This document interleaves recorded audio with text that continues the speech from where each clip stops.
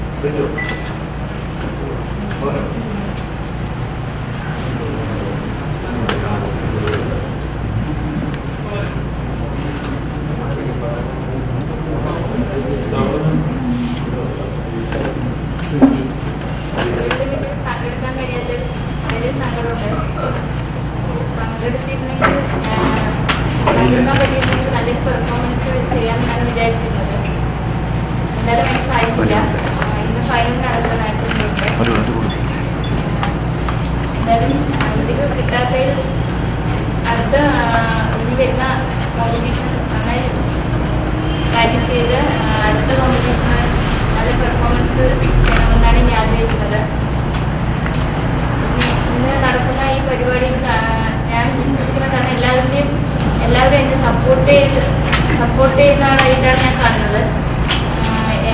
എന്നെ പോലെ തന്നെ ജനങ്ങളും സർക്കാരും എല്ലാം എനിക്ക് ലഭിക്കാതെ വളരെ സങ്കടമുണ്ടെന്ന് മനസ്സിലായി.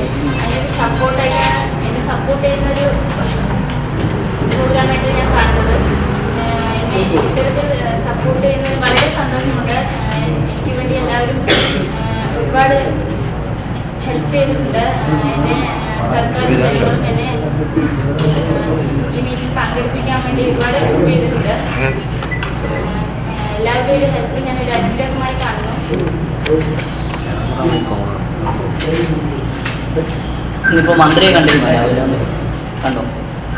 കണ്ടിരുന്നോ? മുഖ്യമന്ത്രിയെ കാണാൻ പറ്റില്ല. കായിക മന്ത്രിയെ കണ്ടിരുന്നു. സമയം കാണണമെന്നാണ് വിചാരിക്കുന്നത്.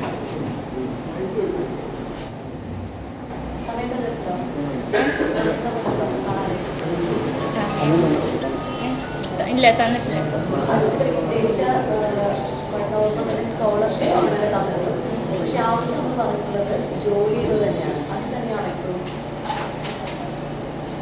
സ്കോളർഷിപ്പ് തരാൻ തീരുമാനിച്ചത് വലിയൊരു കാര്യമാണ്. കാരണം എന്നെപ്പോലെയുള്ളൊരു കുട്ടിക്ക് സ്പോർട്സ് മുന്നോട്ട് കൊണ്ടുപോകാൻ അതൊരു വലിയ സഹായമായിരിക്കും.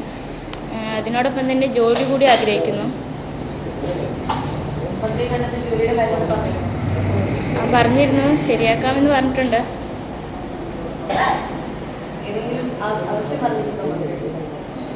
പ്രത്യേകിച്ച് അങ്ങനെയല്ല, ഞാൻ ഈ ഒരു ആവശ്യം മാത്രം പറഞ്ഞിട്ടുള്ളൂ.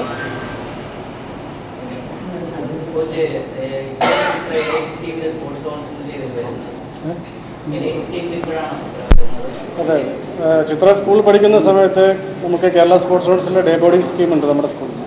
ആ സ്കീമിലുണ്ടായിരുന്നു. അതോടൊപ്പം സ്പോർട്സ് അതോറിറ്റി ഓഫ് ഇന്ത്യയുടെ ഡേ ബോർഡിംഗ് സ്കീം. ഈ രണ്ട് സ്കീമുകളും നമ്മുടെ സ്കൂളിലുള്ള സമയത്ത് ചിത്ര പഠിക്കുന്ന സമയത്ത് ആ സ്കീമിലുണ്ടായിരുന്നു. പിന്നെ കോളേജിൽ പോയപ്പം പിന്നെ ആ സ്കീമെല്ലാം നിർത്തി. ഇപ്പോൾ വേറെ പ്രത്യേകിച്ച് സ്കീമൊന്നും ചിത്രയ്ക്കില്ല. അപ്പോൾ ഈ ഗവൺമെൻറ് ഈ പറഞ്ഞിട്ടുള്ള ഇതിലേക്ക് ഇപ്പോൾ ആണ് ചിത്രയ്ക്ക് അത് കിട്ടുന്നത്. ഇല്ല, നമ്മൾക്കും ഈ പറഞ്ഞ പോലെ മീഡിയാസിൽ പറഞ്ഞു. പിന്നെ ഇപ്പം പാലക്കാട് കളക്ടറെ മുഖാന്തരം ചിത്രയ്ക്ക് എന്തൊക്കെ ആവശ്യം എന്ന് പറഞ്ഞിട്ട് അവർ അവിടെ നിന്ന് വിളിപ്പിച്ച് കാര്യങ്ങളൊക്കെ ചോദിച്ച് അന്വേഷിച്ചിട്ടുണ്ടായിരുന്നു. അതിൻ്റെ റിപ്പോർട്ട് ഗവൺമെൻറ്റിലേക്ക് കൊടുത്തിട്ടുണ്ടെന്നുള്ളത് നമ്മൾ അറിഞ്ഞു. അതെ,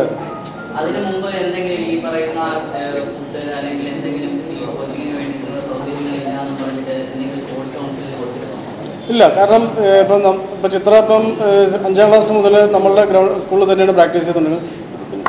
അവിടെ തന്നെയാണ് ചെയ്യുന്നത്.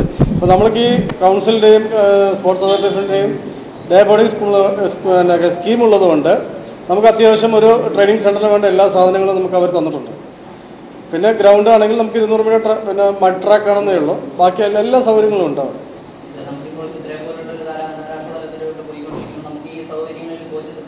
തീർച്ചയായും. കാരണം നമ്മൾ ഈ പരിമിതമായ സൗകര്യത്തിൽ നിന്നാണ് നമ്മൾ ചിത്ര ഈ ലെവലിൽ വരെ എത്തിയത്.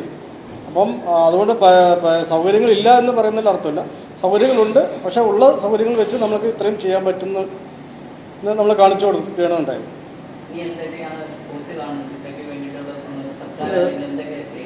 അല്ല, ഇപ്പം സർക്കാർ ഇപ്പം ഈ പറഞ്ഞ പോലെ ഈ ഫെഡറേഷൻ്റെ നീതികേടിനനുസരിച്ച് ഇപ്പം എനിക്ക് തോന്നുന്നു കേരളത്തിലെ മുഖ്യമന്ത്രി എന്ന് പറയുന്ന ആദ്യമായിട്ടുള്ള ഒരു കായിക താരത്തിന് വേണ്ടി ഇത്രയും ശബ്ദമുയർത്തി സംസാരിച്ചത്.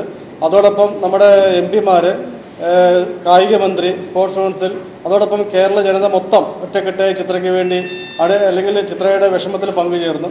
തീർച്ചയായും അതുതന്നെയാണ് ഏറ്റവും വലിയൊരു ഏറ്റവും നല്ലൊരു സപ്പോർട്ടായി നമ്മൾ കാണുന്നത്. തീർച്ചയായും ഇപ്പോൾ ചിത്രയുടെ അനുഭവം എന്ന് പറയുന്നത് ആദ്യമായിട്ടില്ല. കഴിഞ്ഞ റിയോ ഒളിമ്പിക്സിൽ അനുരാഗനുണ്ടായ ഒരു സംഭവമുണ്ട്. ഇപ്പോൾ ചിത്രയ്ക്ക് നാളെ ചിലപ്പോൾ വേറൊരു കായിക താരത്തിന് ആർക്കാണെങ്കിലും അത് ഈ ഒരു ലെവലിലേക്ക് ഒരു കായിക താരം എത്തണമെങ്കിൽ ഒരുപാട് വർഷങ്ങളുടെ പ്രയത്നം കൊണ്ടാണ് വരുന്നത്. തീർച്ചയായും അതൊരു ചെറിയൊരു ഈഗോയുടെ പേരിൽ അല്ലെങ്കിൽ ഫെഡറേഷൻ്റെ ചില ഒരു തീരുമാനങ്ങളുടെ പേരിൽ ആ ഒരു കായിക താരത്തെ വളരെ പെട്ടെന്ന് അതില്ലാതാക്കാം. ഇപ്പോൾ ചിത്രയെ അല്ലെങ്കിൽ അനുരാഗമനല്ല വേറൊരു കുട്ടിയാണെങ്കിൽ പോലും ചിലപ്പോൾ ഈ കായിക രംഗത്ത് നിന്ന് വിടാൻ ചിലപ്പോൾ തീരുമാനിക്കാം. നമ്മൾ തീരുമാനിച്ചതൊരു കാര്യമുള്ളൂ, ഇതിൻ്റെ ഏതറ്റം വരെ നമ്മൾ ഫൈറ്റ് ചെയ്താലും നാളെ ഒരു കായിക താരത്തിന് ഈ ഒരു സംഭവം വരാൻ പാടില്ല. ഒരു കായിക താരത്തെ ഇല്ലാതാക്കാൻ ഈ ഒരു സംഭവം വളരെ മതി. അപ്പം ആ ഒരു പ്രതിസന്ധികൾ ഇനി ഒരിക്കലും ഒരു കായിക താരത്തിന് ഉണ്ടാകാൻ പാടില്ല എന്ന് കണക്കാക്കിയിട്ട് തന്നെയാണ് നമ്മൾ ഒറ്റക്കെട്ടായി ഇതിനെതിരെ പോരാടാൻ ഇറങ്ങിയിരിക്കുന്നത്. ഇപ്പം ഫെഡറേഷൻ്റെ അപ്പീല് ഗവൺമെൻറ് കോടതി ഹിയറിങ്ങിന് കേൾക്കുകയും 22-ാം തീയതിയിലേക്ക് അവർ ഫെഡറേഷൻ്റെ സെക്രട്ടറിയെയും സെലക്ഷൻ കമ്മിറ്റി ചെയർമാനെയും നേരിട്ട് ഹാജരാകാനോ അല്ലെങ്കിൽ അഫിഡവിറ്റ് കൊടുക്കാനോ പറഞ്ഞിട്ടുണ്ട്. അതിനുശേഷം ബാക്കി ഉള്ള കാര്യങ്ങൾ എന്താണെന്നുള്ളത് കോടതി പറയാമെന്ന് പറഞ്ഞിട്ടുണ്ട്.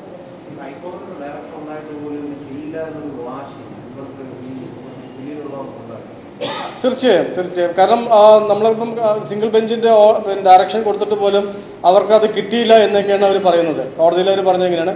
പക്ഷേ ഇപ്പം വീണ്ടും ഈ കോടതി PO ചിത്രയും അധ്യാപകൻ ഷിജിനും മാധ്യമങ്ങളെ കാണുകയായിരുന്നു.